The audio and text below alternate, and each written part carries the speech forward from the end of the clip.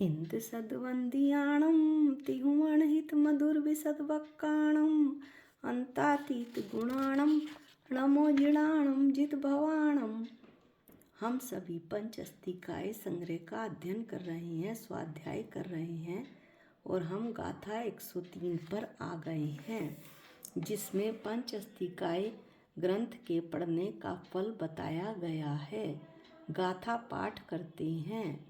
एवं पव्यण सारम पंचथी संग्रहम बियाणिता जो मुएदी राग दोषे सो गहादी दुख परिमुखम। कुंद कुंद स्वामी अन्व्यार्थ में क्या कहते हैं? एवं इस प्रकार पव्यण सारम प्रवचन के सारभूत पंचथीय संग्रह पंचस्तिकाय संग्रह को वियाणिता जानकर जो राग दोषे राग देश को मुएदी छोड़ता है सो वह दुख परिमुखम गाहादी दुख से परिमुक्त होता है। यहाँ पंचअस्तिकाय ग्रंथ के पढ़ने का फल कहकर पंचअस्तिकाय के व्याख्यान का उपसंहार किया है, यानी उसे विशेष रूप से बताया है पंचअस्तिकाय के व्याख्यान को कि क्या उसमें फल प्राप्त होगा। वास्तव में संपूर्ण टीका पाठ करते हैं। अमृतचंद स्वामी क्या बताते हैं? वास्तव में संपूर्ण द्वादशांग रूप से विस्तरीर्ण, यानी द्वादशांग रूप से जो विस्तार को प्राप्त हुई है, ऐसा प्रवचन भगवान की वाणी काल सहित पंचअस्तिकाय से अन्य कुछ भी प्रतिपादित नहीं करता। काल सहित पंचअस्तिकाय यानी 6 द्रव्यों के अलावा अन्य कुछ भी यह पंचअस्तिकाय नहीं बताता। इसलिए प्रवचन का सार ही यह पंचअस्तिकाय संग्रह है। भगवान की वाणी का सार यह पंचअस्तिकाय संग्रह है। अब उस पुरुष की चर्चा हो रही है, उस आत्मा की, जो इस पंचअस्तिकाय संग्रह को जिसने पढ़ लिया है। तो आचार्य कहते हैं कि जो पुरुष समस्त वस्तु तत्व का कथन करने वाले इस पंचअस्तिकाय संग्रह को अर्थतः अर्थी रूप से जानकर समस्त वस्तु तत्व यानी कि 6 द्रव्य 9 पदार्थ 7 तत्व का कथन करने वाले इस पंचअस्तिकाय संग्रह को अर्थतः शब्द से पदार्थ को जानकर अर्थी रूप से प्रयोजन भूत जानकर प्रयोजन शब्दों से अर्थतः यानी शब्द जिनको बता रहे हैं उन अर्थों को जानकर, जैसे दूध किसी बच्चे को बताया जाए कि दूध पीकर तुम में ताकत आएगी, तो ऐसे उसे समझ नहीं आएगा। बताना पड़ेगा कि बच्चे दूध में विटामिन होता है, प्रोटीन होता है, इसे पीकर तुम्हारी हड्डियां मजबूत हो जाएंगी, तो वो खुश होकर दूध पी लेगा। इस तरह से शब्दों से पदार्थ को केवल ग्रंथ नहीं पढ़ा, शब्दों से पदार्थों को भी जाना है और उसमें से प्रयोजन भूत क्या है यह भी जान लिया है। कैसे जाना? उस आत्मा ने, उस पुरुष ने, कि इसमें कहे गए पंचअस्तिकाय में कहे गए जीव अस्तिकाय के अंतर्गत स्थित अपने को निज आत्मा स्वरूप से अत्यंत विशुद्ध चैतन्य स्वभाव वाला निश्चित करके जीव अस्तिकाय जो पंचअस्तिकाय में बताया गया है स्वयं निज आत्मा समा जाता है। इसलिए जैसा जीव अस्तिकाय के स्वरूप का वर्णन है वैसे ही वो पुरुष समझ जाता है आत्मा की यही तो मेरा स्वरूप है। वो जीव समझ जाता है, अर्थात मेरा स्वरूप भी अत्यंत विशुद्ध चैतन्य स्वभाव वाला है। ऐसा निश्चित करके परस्पर कार्य कारणभूत ऐसे अनादि राग देश परिणाम और कर्म बंध की परंपरा से कार्य कारणभूत अनादि राग देश परिणाम कारण है, और जो राग देश का उदय आता है और मेरी आत्मा विकारी होती है और कर्मबंध होता है तो वो कार्य है कर्मबंध। ये अनादिकाल से एक दूसरे को कार्य कारण रूप हैं। फिर ये कर्मबंध उदय में आते हैं और इस तरह से ये परंपरा चलती रहती है। राग देश की परिणाम कारण और कर्मबद्ध कार्य, इस तरह से कारण कार्य की ये परंपरा चलती रहती है। इस कर्मबंध की परंपरा से जिसमें स्वरूप विकार आरोपित है, स्वरूप विकार यानी और आरोपित, इन शब्दों को हम विस्तार से पढ़ेंगे।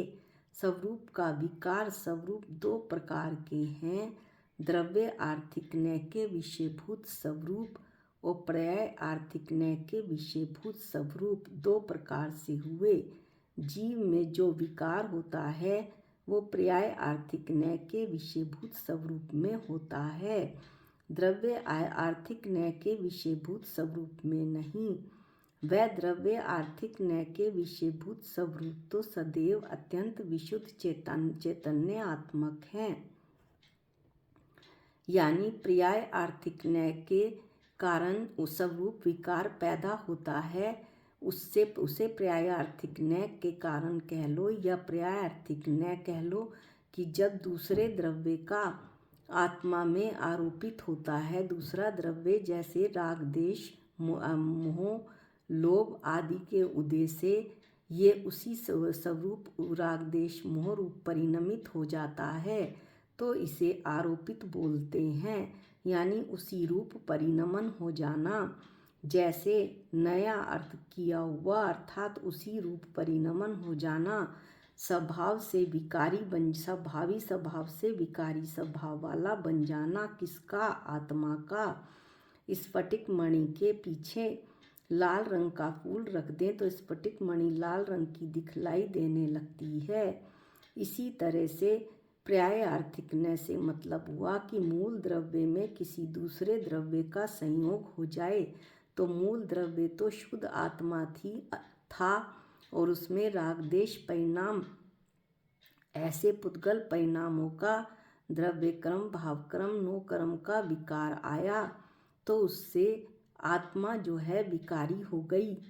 अब जैसे कि पानी शीतल है, दृष्टांत बताया जा रहा है, और स्वरूप से पर पर्याय से अग्नि का संयोग होने पर गर्म हो जाता है और टेम्परेचर कम होने पर 0 डिग्री सेंटीग्रेड में बर्फ में बदल जाता है। रंग का संयोग होने पर पीला नीला हो जाता है।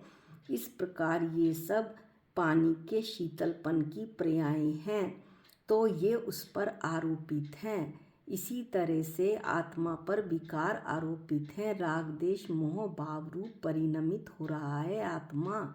ऐसा अपने को निज आत्मा को उस काल अनुभव में आता देखकर, यानी कि जब उस पर अपने उपयोग में विकारी भाव प्रकट होता देखकर, उस काल उस पुरुष को, उस आत्मा को, उस जीव को जो पंचअस्तिकाय संग्रह जो पढ़ रहा है उसे विवेक ज्योति प्रकट होती है। विवेक ज्योति यानी अपने राग देश परिणाम को जानकर इन विकारी भाव व आत्मा में वह भेद ज्ञान करता है, अर्थात अत्यंत विशुद्ध चैतन्य स्वभाव और विकार का भेद ज्ञान उसी काल प्रकट प्रवर्तमान हो जाता है। हो जाने से कर्मबंध की परंपरा का परिवर्तन करने वाले, कर्मबंध की परंपरा को आगे बढ़ाने वाले कौन हैं? राग देश रूप परिणमन। किसका? आत्मा का।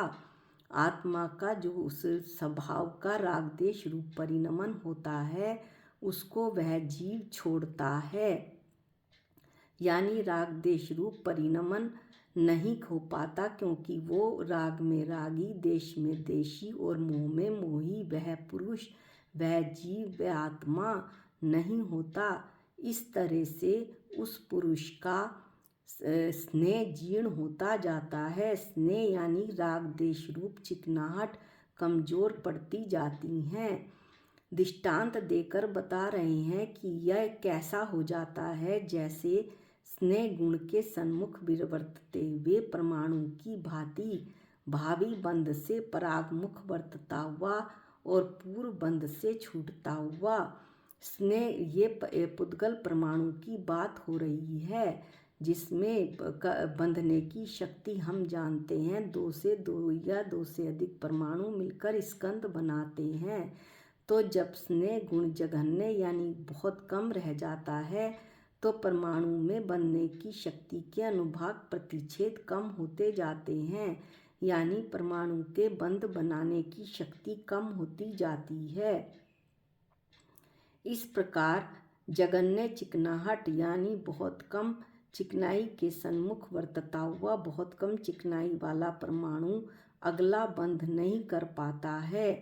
उसी प्रकार जिसके राग देश कमजोर हो गए हैं, ऐसा जो पुरुष है वो भावी बंध से परागमुख हो जाता है, यानी भावी बंध नहीं करता है, भावी बंध से छूटता है और पूर्व बंध से भी भावी बंध होता नहीं और पूर्व बंध से वो छूटता है। पुराने कर्म बंध के उदय में जो आए थे वे ही नए कर्मबंध का कारण है। पुराने कर्मबंध जब उदय में आए तो राग देश मोह उदय में आया और उसमें उन राग देश मोह को उस पुरुष उस आत्मा ने छोड़ दिया। पंच अस्तिकाय को पढ़कर तो उसे नए कर्मबंध नहीं हुए और नए कर्मबंध नहीं हुए तो पुराने जो कर्मबंध उदय में आए थे वे भी खत्म हुए। इस तरह संवर हुआ और साथ में निर्जरा भी हो गई। अगला बंध तो हुआ नहीं तो संवर हो गया, नया बंध हुआ नहीं कर्मबंध और पूर्व बंध से छूट गया, वो खिर गए तो निर्जरा हो गई। इसी तरह जैसे अग्नि तप्त जल की दुस्थिति समान जो दुख उससे परिमुक्त होता है। अग्नि तप्त जल की दुस्थिति कैसी होती है? जिस प्रकार पानी को अग्नि के ऊपर रखें तो वे खतबद होता है, ऊपर नीचे ऊपर नीचे ऊपर नीचे होता रहता है, अस्थिर होता रहता है, पानी की दशा शांत हो जाती है। उसी प्रकार वह व्यक्ति भी संसार रूपी दुख में जो आकुल था वो पंच अस्तिकाय संग्रह को पढ़कर और उसमें से अपनी जीव आत्मा को पहचान कर उस आकुलता से परिमुक्त होता है। संसार रूपी जो दुख है ऐसी आकुलता से परिमुक्त होता है। यहाँ आचार्य कह रहे हैं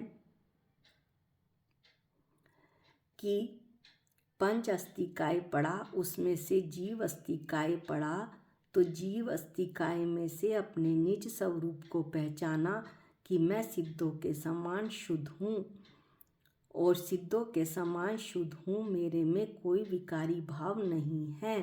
निश्चय न से ये तो पर्याय से और कार्य कारण संबंध के कारण स्वरूप विकार मेरे पर आरोपित है, यानी मेरी आत्मा में मेरी अपनी गलती से विकार आरोपित हो रहा है। तो ऐसे समय में जब राग देश का उदय आता है तो राग देश परिणामों को जानकर उन विकारी भावों व अपनी शुद्ध आत्मा में भेद ज्ञान करता है। यह राग देश मैं नहीं हूँ, मैं मोह नहीं हूँ, क्रोध नहीं हूँ, लोभ नहीं हूँ, मैं तो चेतन भगवान आत्मा हूँ। इस तरह से ये राग देश रूप परिणमन को छोड़ता है और कर्म बंध की परंपरा खत्म होती है, यानी नए कर्म नहीं बंधते हैं। और उस परमाणु का दृष्टांत देते हुए बताया कि जैसे परमाणु जो है चिकनाई उसकी कम होती जाती है तो उसमें स्कंद बनने की शक्ति भी कम होती जाती है और स्कंद नहीं बनता है, परमाणु का शुद्ध परमाणु रह जाता है। इसी तरह से वह जीव भी शुद्ध हो जाता है, भावी बंध होता नहीं है, क्योंकि राग देश उसने किया नहीं। राग देश को वो समझ गया कि इसको तो जानने वाला हूँ मैं, राग देश आएंगे और चले जाएंगे, ये तो पुद्गल की का खेल है कि राग देश क्रोध मान माया लोभ आते हैं और चले जाते हैं। क्रोध आया और चला गया, क्या जैसा क्रोध आया था मैं वैसा क्रोध बार बार कर सकता हूँ? नहीं, कदापि भी नहीं। क्रोध आया और चला गया, वो तो क्रोध का निमित्त बना। क्रोध क्रम का उदय आया जो अनादिकाल से क्रमबद्ध चल रहा है, उसके कारण। इस तरह भावी बंद होता नहीं, संवर होता है और पूर्व बंध जो उदय में आया था उससे छूट जाता है। ऐसा पुरुष पंचअस्तिकाय संग्रह को पढ़कर और संसार रूपी दुख से परिमुक्त होता है। अग्नि से गर्म हुए जल की भांति जो उसे दुख भोगने पड़ रहे थे, अशांत स्थिति हो रही थी, उससे उसकी आकुलता शांत हो जाती है। परिमुक्त यानी पूर्ण रूप से छूट जाता है। ऐसा आचार्य ने बतलाया है कि इसके शब्दों को न पढ़कर केवल इसके अर्थतः यानी भावों को जाने और भावों को जानकर उसमें से अपनी जीव आत्मा का विचार करें कि मैं कैसा हूँ। मैं सिद्ध समान चेतन भगवान आत्मा हूँ, मेरे में कोई भी विकार नहीं है। मैं तो जानने और देखने वाला हूँ, इसके अलावा मैं और कुछ कर भी नहीं सकता हूँ। विकल्प आते हैं और चले जाते हैं। इस प्रकार से मैं अपने को समझूं कि मैं क्या हूँ, इसी भावना के साथ अपने वास्तविक स्वरूप को पहचानूं, उस पर श्रद्धा करूं। इसी भावना के साथ भेद ज्ञान की बहुत ही सुंदर गाथा है 103। इसे मैं पढ़ूं, बार बार इसका अध्ययन करूं, अध्ययन करके अभेद ज्ञान करूं। यही इस पंच अस्तिकाय ग्रंथ को पढ़ने का फल होगा जो कि आचार्य बता रहे हैं।